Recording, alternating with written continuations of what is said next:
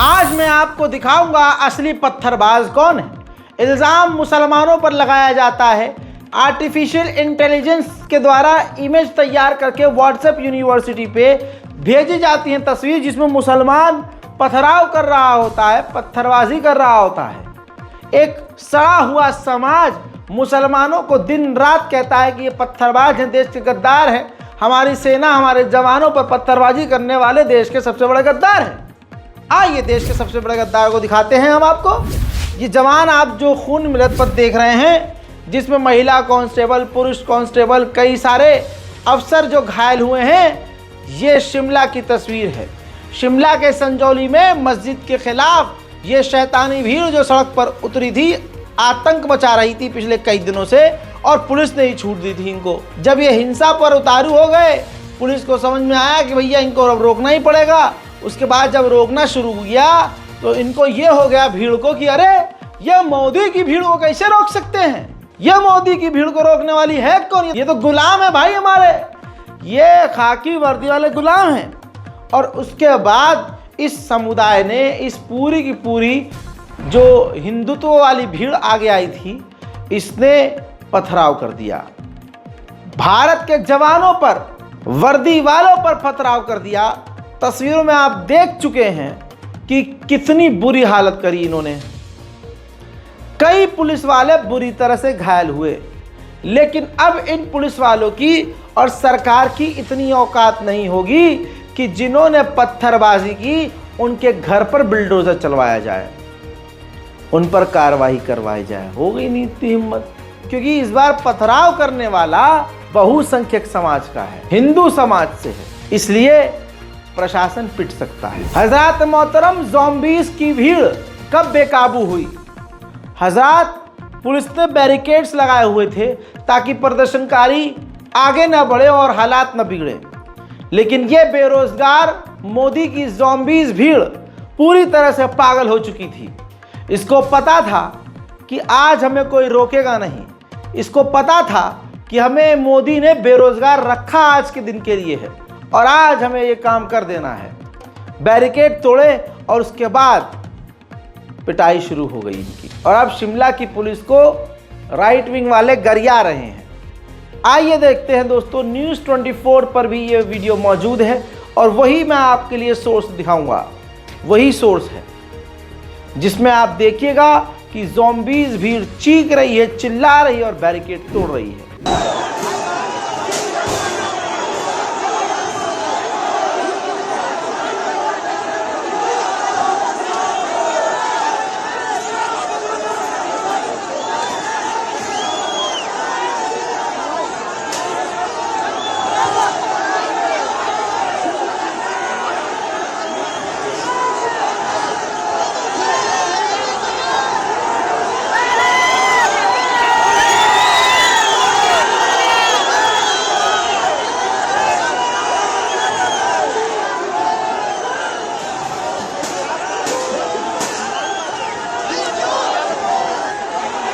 वहीं आइए सनातन धर्म के एक सनातनी को दिखाता हूं। स्क्रीन पर मौजूद ये 55 साल का राम नरेश, जिसने तंत्र विद्या के नाम पर एक संस्कारी महिला का, हिंदू महिला का रेप कर दिया।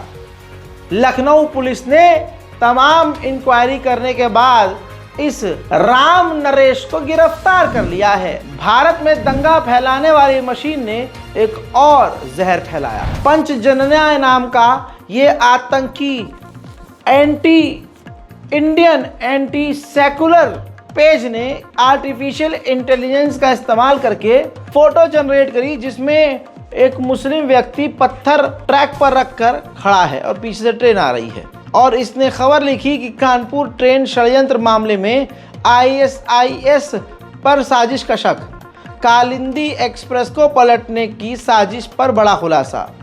हालांकि दोस्तों अब सच बताते हैं, ये है आपके सामने दो व्यक्ति। ये पंचजनिया पूरी तरह से चादरमोद नफरत फैला रहा है। इन आतंकी हिंदू बेटों की तस्वीरों को ध्यान से देखिए। ये दोनों व्यक्ति, कमलेश और मोहन, मशहूर होने के लिए, ट्रेन पलटने के लिए ट्रेन की पटरी पर पूरा पेड़ काट कर रख दिया। अब जरा इन कमलेश और मोहन के चेहरों को देखिए और एक व्यक्ति के तो छाती पर आप भारत का तिरंगा देखिए। ये वो भारत का तिरंगा छाती पर लगाकर खड़ा है जो पुलिस की गिरफ्त में है। जो मोहन पूरी की पूरी ट्रेन को सिर्फ इसलिए पलटना चाह रहा था ताकि वो फेमस हो जाए। तो याद रखिए, जिस तरह से छाती पर भारत का तिरंगा लेकर हिंदुओं और भारतीय मुस्लिम और भारतीय हिंदुओं को ट्रेन पलटकर कत्ल करने के लिए तैयार हो गया था सिर्फ फेमस होने के लिए, ऐसे ही आजकल के राम भक्त हैं, ऐसे ही फर्जी देशभक्त हैं जो मुंह पर राम और बगल में छुरी रखते हैं, जो मुंह पर भारत माता की जय लेकिन भारत माँ की दामन को हिंदू मुस्लिम की आग से जलाना चाहते हैं। वहीं उत्तरकाशी उत्तराखंड में हिंदू आतंकवादी खुल्लम खुल्ला मस्जिदों को खुद ही गिराने की बात कर रहे हैं। सरकार को, प्रशासन को धमकी दे रहे हैं कि अगर 3 दिन में मस्जिद नहीं गिराई तो हम खुद मस्जिद गिराने पहुंच जाएंगे। यही तो सारी बात है। सरकार के द्वारा ये संयोजित है, प्रायोजित है, तभी आज आतंकवादी खुलकर आतंक मचाने की बात कर रहा है। दोस्तों, और खुद ही जिला प्रशासन समझिए कि हम चारों तरफ से पूरे उत्तरकाशी को जाम करवा देंगे और ये मस्जिद भी टूटेगी। ये हमारा हिंदू संगठनों से अनुरोध है कि ये सब काम हमको करना पड़ेगा। जय श्री राम। अगर प्रशासन नहीं माना तो हम स्वयं करेंगे ये सब। हमको करना पड़ेगा, स्वयं करना पड़ेगा। कर सकते हैं। पहले हम चाहते हैं कि प्रशासन हमारी बात को कान खोल के सुन ले। अगर आपने नहीं सुना तो हम आप देखेंगे और आप सुनेंगे, आपको देखने का भी मौका नहीं मिलेगा। मेरा जिला प्रशासन से यही निवेदन रहेगा कि इस अतिक्रमण को आप कब हटाएंगे और पूरे जनपद के अंदर अतिक्रमण के नाम पर अगर पहला हथौड़ा चलेगा तो मस्जिद पे चलेगा।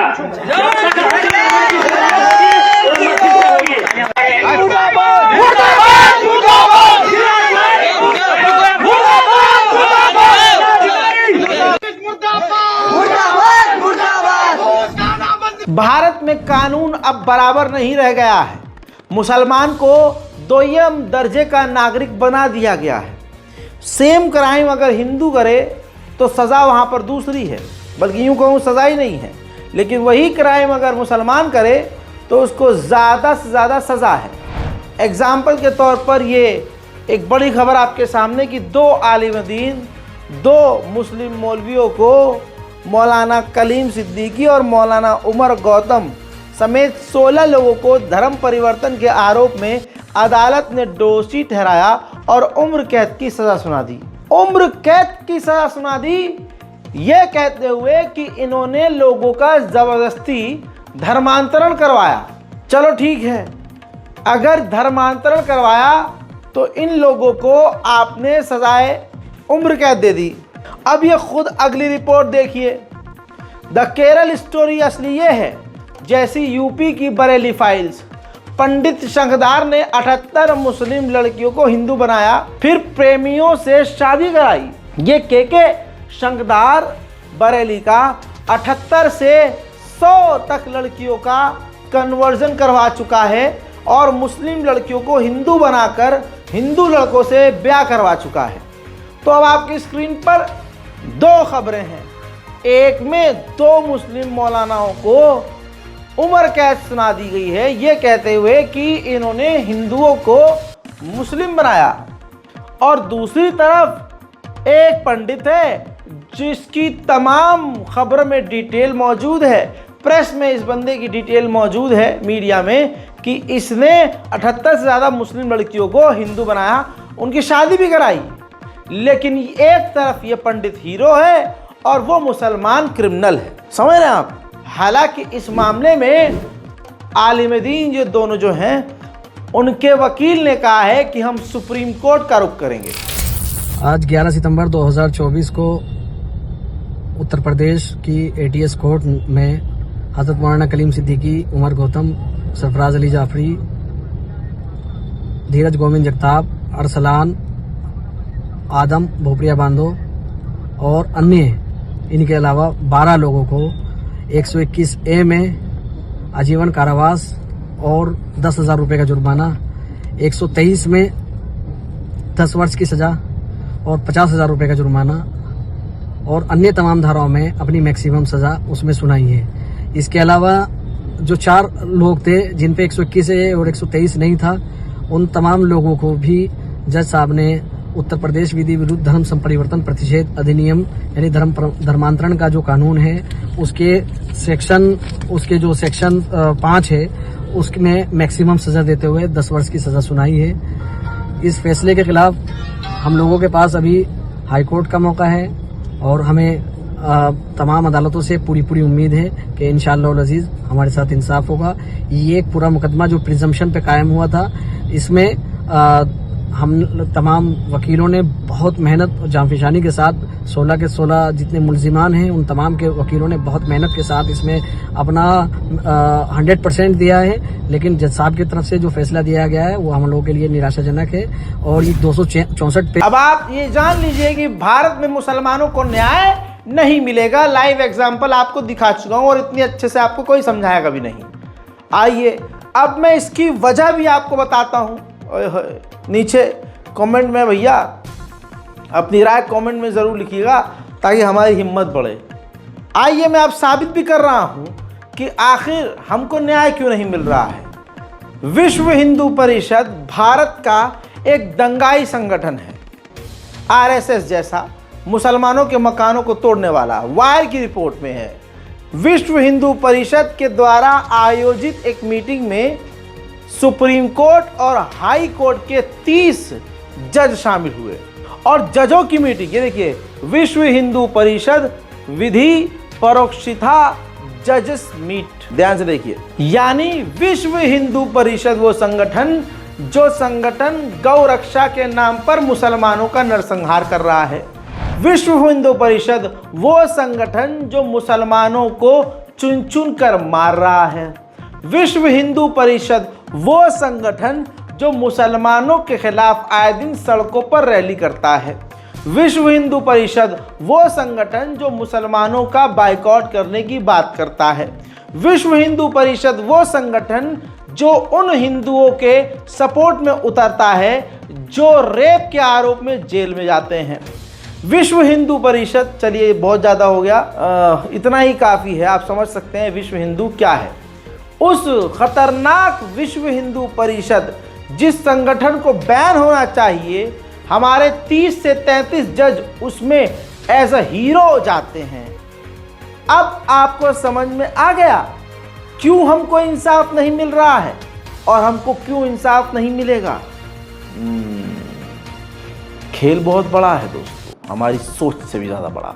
लेकिन मुसलमानों को क्या फ़र्क पड़ता है भाई साहब। मुसलमानों से ये स्कैनर स्कैन नहीं हो रहा, हमारे से सब कुछ हमारा छीन लिया गया, सब कुछ। लेकिन आज जब वक्फ की ज़मीन को भी चुराने के चक्कर में मोदी हैं, तो वक्फ बोर्ड ने ये स्कैनर जारी किया कि आप इस स्कैनर को अपने गूगल कैमरा से या नॉर्मल कैमरा से स्कैन करके, स्कैन के बाद सीधा आपके पास एक पेज खुलेगा, पूरा ईमेल, पूरी बातें लिखी होंगी, सिर्फ उसको अपना नाम लिखकर सेंड कर देना है।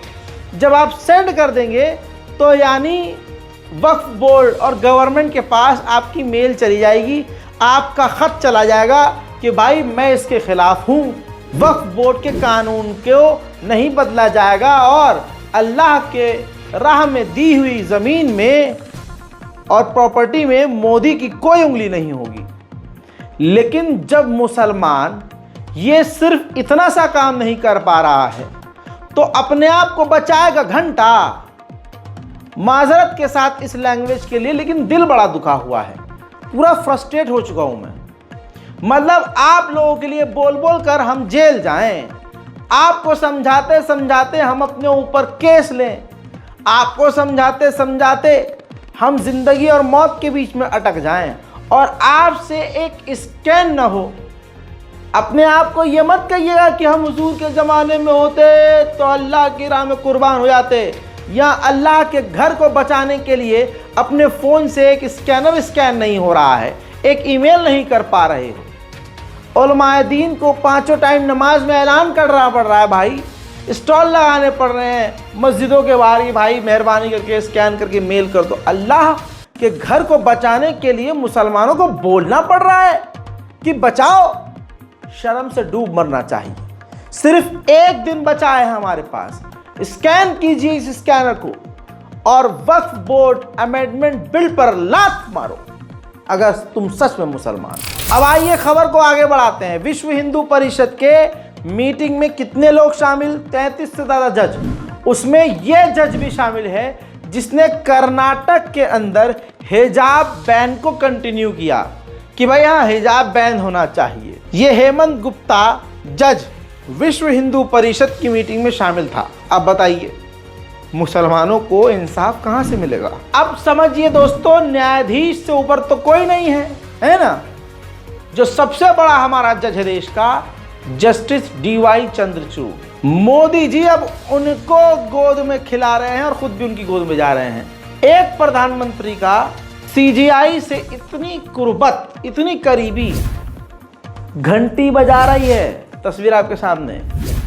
मामला ये है, गणेश चतुर्थी मनाने के लिए प्रधानमंत्री मोदी हमारे देश के सबसे बड़े जज के घर पहुंचे, उनके परिवार के साथ टोपी लगाकर घंटी बजाई और भगवान श्री गणेश की पूजा करी, आरती करी। ये आप देख सकते हैं। अब सीधा सवाल ये है कि प्रधानमंत्री मुसलमानों के पास ऐसे तो नहीं जाते और चंद्रचूड़ इस तरह से किसी मुसलमान के घर तो नहीं जाते। तो ये जो तस्वीर कुछ कह रही है ना, वो ज़बान से बोलने की ज़रूरत नहीं है।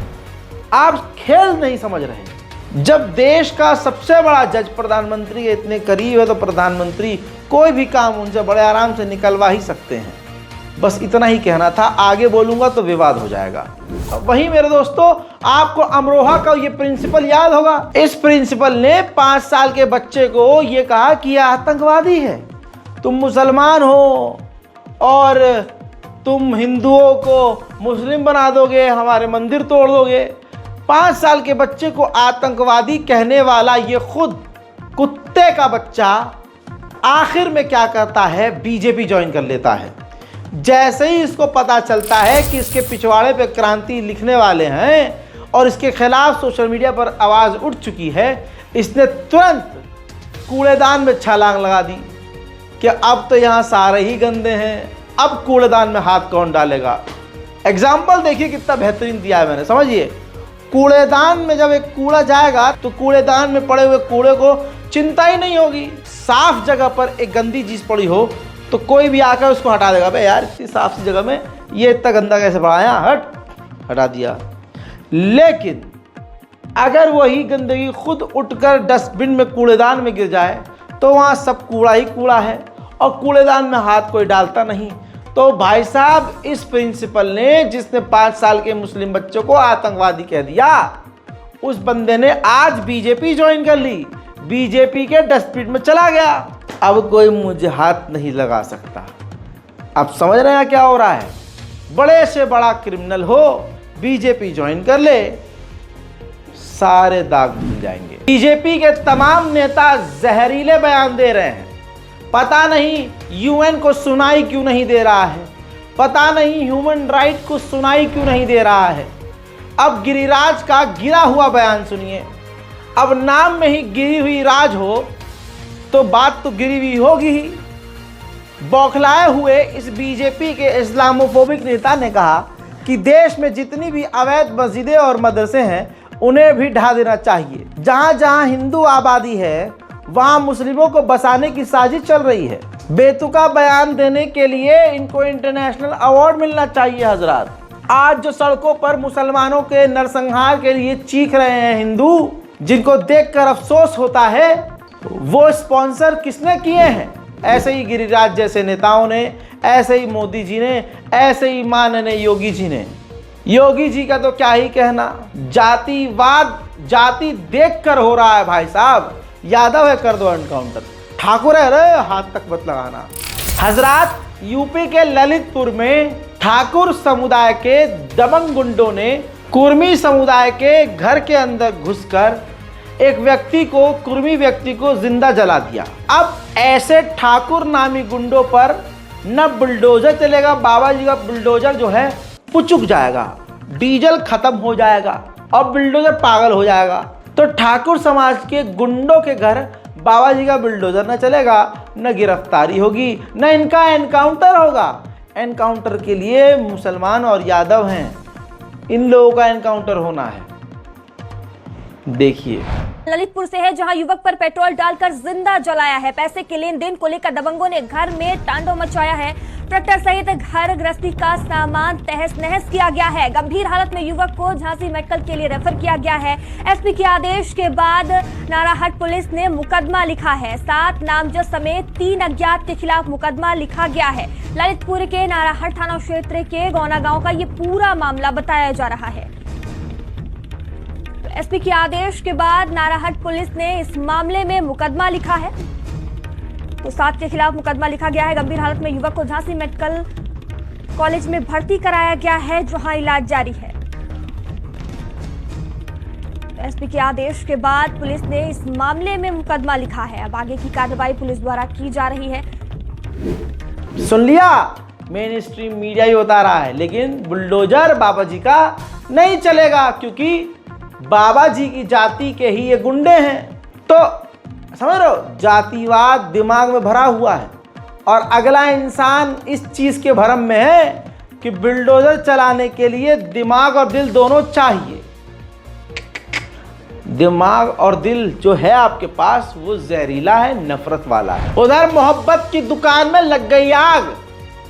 हाँ, कांग्रेस का भी घटिया घिनौना चेहरा दुनिया के सामने है। कठुआ गैंगरेप के आरोपी के समर्थन में तिरंगा यात्रा निकालने वाले चौधरी लाल सिंह को कांग्रेस ने जम्मू की बसोहली से सीट दे दी है भाई, उम्मीदवार बना दिया है कि लड़ो चुनाव। यह है कांग्रेस का घटिया और घिनौना चेहरा। तो मुसलमानों से यही कहूंगा, आज के समय में आपके लिए सारी पार्टी खतरनाक है। देखना और चुनना यह है आपको कि कौन कम खतरनाक। उधर मुजफ्फरनगर के यूपी में आपको पता है ना वो कांड कि मुसलमान ने, एक व्यक्ति ने, नदीम ने हिंदू बहुल इलाके में मकान ले लिया। मुसलमान के मकान लेने पर हिंदू वहां के इतने भड़क गए कि क्या ही कहना। लेकिन सच सामने ये आया है कि वो तमाम उस इलाके के तथाकथित हिंदू पूरी तरह से दोगले निकले। वहां रहने वाला जो वो व्यक्ति था जिसने वो मकान बेचा था, वो खुद हिंदू था। मकान बेचने से पहले वो मोहल्ले के बड़े बड़े लखपति करोड़पति लोगों के पास गया। पूरे शहर में वो दर दर भटका कि भाई साहब, मैं बड़ी मुश्किल से गुजर रहा हूँ, इस मकान को तुम ले लो, मुझे थोड़े पैसे की ज़रूरत है। बहरहाल वो बाइट में आपको दिखाने वाला हूँ जिसमें उस व्यक्ति ने मकान को बेचा है।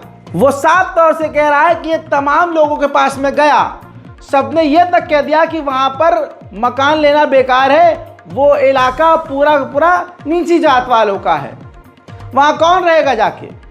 तो हिंदू समुदाय में ऊंच नीच इतनी ज़्यादा है, ये भी इस वीडियो से पता चल रही है। और जब मकान एक मुसलमान ने खरीद लिया तो वहाँ के तमाम जिनकी औकात नहीं थी उस मकान को खरीदने की, तमाम हिंदुओं को तकलीफ हो गई। पूर्व मकान मालिक के इस बयान को सुनिए जिसने ये मकान बेचा। उसने कहा कि नदीम हमारे लिए फरिश्ता है बल्कि भगवान है। तो आड़ भक्तों, नदीम को तुम भगवान मानो क्योंकि तुम्हारा ही साथी कह रहा है। जी, आपका नाम? अशोक भारती, कहाँ रहते हैं? नई मंडी, पटेल नगर। अच्छा, एक मकान का विवाद चल रहा है कई दिन से भरतिया कॉलोनी में, आपने किसी को मकान बेचा है? नदीम भाई हैं, नदीम भाई हैं जी, उन्हें बेचा। मेरे पे बैंक का लोन था, मैं लोन चुकाने के काबिल नहीं रहा।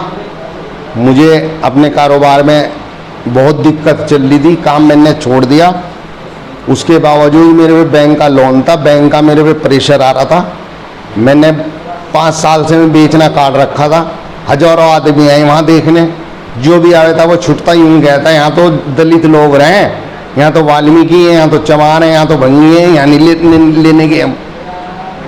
तो जिस समय आप पर बैंक का कर्जा था और आप पर जो है किस्तें नहीं दी जा रही थी, तो आपने किसी को कहा उस समय? मैंने बहुत लोगों की खुशामदे करी, बड़े बड़े पैसे वालों की पैर पकड़े, हाथ जोड़े, भावुक भी हुआ, रोया भी। मैंने कहा जी मेरी मदद कर दो। मैंने जिससे भी कहा उन्होंने यही जवाब दिया, कहने लगे भाई वहाँ वाल्मीकि में कोई नहीं लेने का। जो लोग मोहम्मद नदीम जो ऑल इंडिया अवामी पार्टी के राष्ट्रीय अध्यक्ष है, हाँ जी, उनके दोबारा मकान खरीदने पर विरोध कर रहे हैं, हाँ जी, क्या उनसे भी आपने जिक्र किया था इस बारे में कि भाई मुझ पर लोन है? उन्होंने ही मेरा लोन तारा जी बेचारों ने। किन्होंने? नदीम भाई नहीं। जो लोग विरोध कर रहे हैं उनसे भी आपने?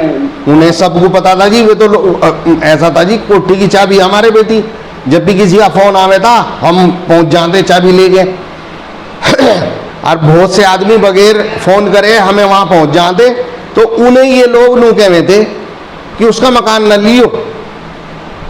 नुको जी क्यों? नुको तो विवादित है। क्या वजह थी इसके पीछे? पता नहीं जी क्या कारण था, क्यों लोग मेरे से एलर्जी रखे हैं। नदीम भाई ने किस तरीके से मकान लिया? नदीम भाई ने बैंक के जरिए मकान लिया जी। कोई जोर जबरदस्ती? अजी नहीं, ये तो बेचारे बहुत भले हैं, मेरे लिए तो भगवान का रूप है ये। इन्होंने मेरी हेल्प करी, जो भी मुझे कुछ पैसा बचा है वो नदीम भाई के बैंक मैनेजर के कारण ही बचा, नहीं तो ये फ्री में ही जा रहा था। इसमें एसपी को पैसे जमा हो गए थे, डीएम को पैसे जमा हो गए थे, लोग अदालत में चलाए केस, ये तो 6 जगह जाके। अब दूध का दूध पानी का पानी हो गया। इनकी औकात बस इतनी है कि बस इनको नफरत फैलानी है।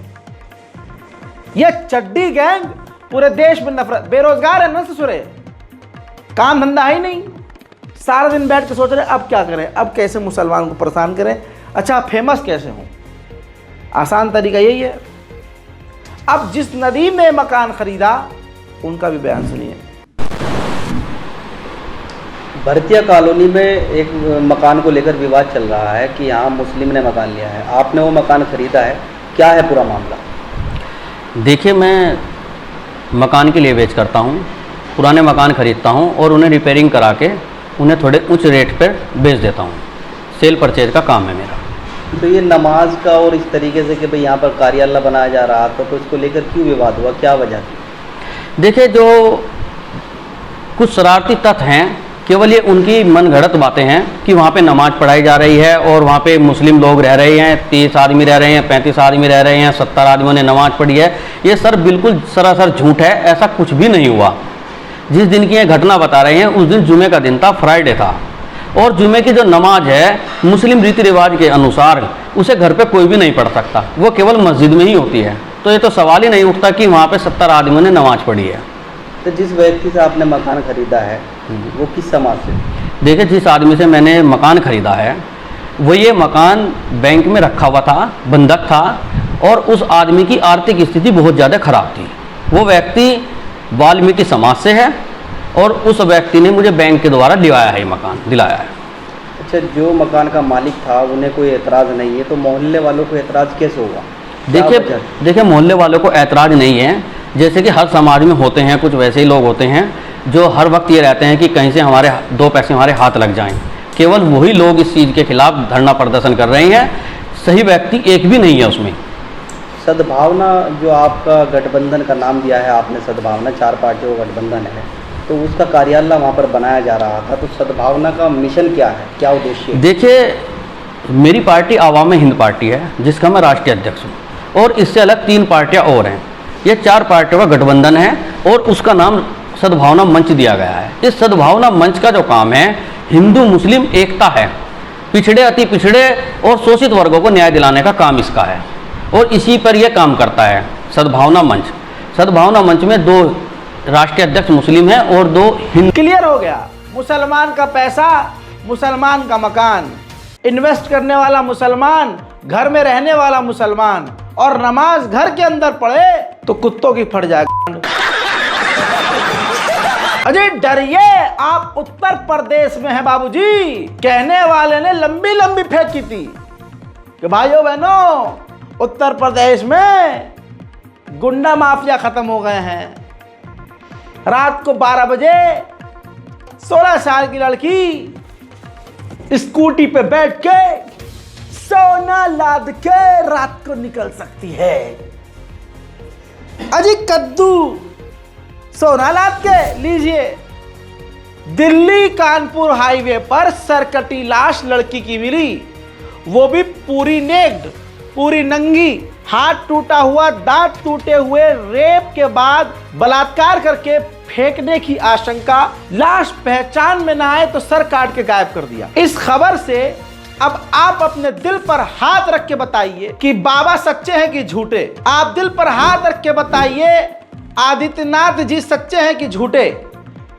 आप दिल पर हाथ रख के बताइए मोदी झूठे हैं कि सच्चे। अरे रामराज में कितना झूठ बोलोगे योगी जी, रामराज में कितना झूठ बोलेंगे अमित शाह जी। अरे जनता को अंधा समझा है क्या? बेवकूफ तो चलो बनाया है आपने पूरे एक झुंड को जो ज़ॉम्बी समाज बन चुका है और अल्पसंख्यकों के लिए मौत बन चुका है, लेकिन उनको भी कितना बेवकूफ बनाओगे? मारे तो सभी जा रहे हैं। हमारे इस खूबसूरत भारत में एक जगह आग लगेगी तो वो आग तो बढ़ेगी ही। अगर एक भाई सुकून में नहीं होगा और दूसरा अगर खुश होगा उसे देख के कि हाँ बहुत मज़ा आ रहा है, कुछ टाइम बाद तो उसका भी दिल दुखेगा कि ये तो कुछ ज़्यादा ही हो गया।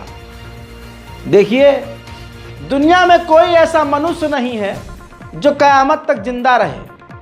ऐसे बहुत तानाशाह आए जिन्हें लगता था कि लंबे समय तक जिएंगे और हमें जो करना होगा करेंगे, लेकिन उनका आखिरी समय दुनिया ने देखा बहुत घटिया था, बहुत ख़तरनाक था और आज वो दुनिया के लिए इबरत बने हुए हैं। तो ऐसा काम मत करो कि तुम भी इबरत बन जाओ, हालांकि बनोगे तो ज़रूर इंशाअल्लाह।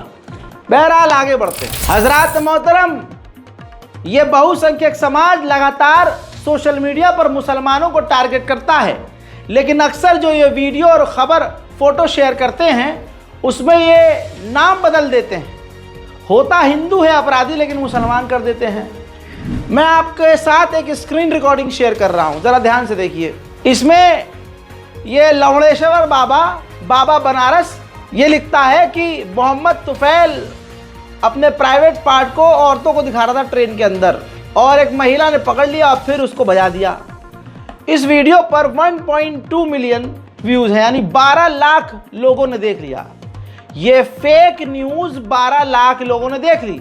जब हमने जांच पड़ताल करी, जब हमारी टीम ने रिवर्स सर्च किया तो खबर ये है, ध्यान से देखिए। टाइम्स ऑफ इंडिया में खबर छप चुकी है और ये बंदा यानी हिंदू समुदाय लगातार झूठ फैला रहा है।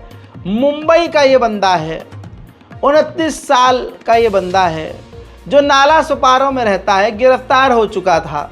और आपको बता दूं कि इसका नाम अभिजीत सिंह है। जी हाँ, अभिजीत सिंह मुट्ठल, जो वहाँ ट्रेन के अंदर अपनी जिप खोलकर महिलाओं को अपना प्राइवेट पार्ट दिखा रहा था, उस संस्कारी मुट्ठल को इन्होंने मुसलमान बताकर शेयर कर दिया, जिसे 12 लाख लोगों ने देखा और लाखों ने शेयर भी कर दिया। तो इस प्रोपेगेंडे से बच के रहें। मुसलमानों से अपील यही है कि तुम मुर्दा हो, इस बात को मान लो। अगर आप सिर्फ 5 टाइम की नमाज पढ़ के सोचते हो कि हाँ जन्नत में फ्लैट तुम्हारे नाम हो गया है, ऐसा नहीं है। मैदान अमल में भी उतरना होगा, हथियार तलवार लेके नहीं बाबूजी। ये वक्फ बोर्ड अमेंडमेंट बिल के खिलाफ इस स्कैनर का इस्तेमाल करो, इसको स्कैन करो, लिखो, ईमेल करो, सोशल मीडिया पर लिखो, दूसरों को बताओ और समझाओ। बोलना है बस और कुछ नहीं करना है। अपने जिंदा होने का एहसास तो दिलाओ। मुसलमान हो, आखिरत पर तो यकीन है, कब्र में जाते ही सवाल जवाब होना शुरू हो जाएंगे कि कुछ तो करो भैया फिर। तो इस रिपोर्ट को भी आपको शेयर करना है। यह रिपोर्ट बिल्कुल फ्री है, ना कोई कॉपीराइट, ना कॉपीराइट स्ट्राइक, ना कोई कम्युनिटी गाइडलाइन। इसको डाउनलोड कीजिए, रिपोर्ट को शेयर कीजिए, व्हाट्सएप पर लगाइए, टेलीग्राम से शेयर कीजिए, अपने फेसबुक और ट्विटर और इंस्टाग्राम पर अपलोड कीजिए, क्योंकि पैगाम पूरे हिंदुस्तान के मुसलमानों तक पहुंचना चाहिए। इस रिपोर्ट में फिलहाल के लिए इतना ही। तब तक के लिए जय हिंद।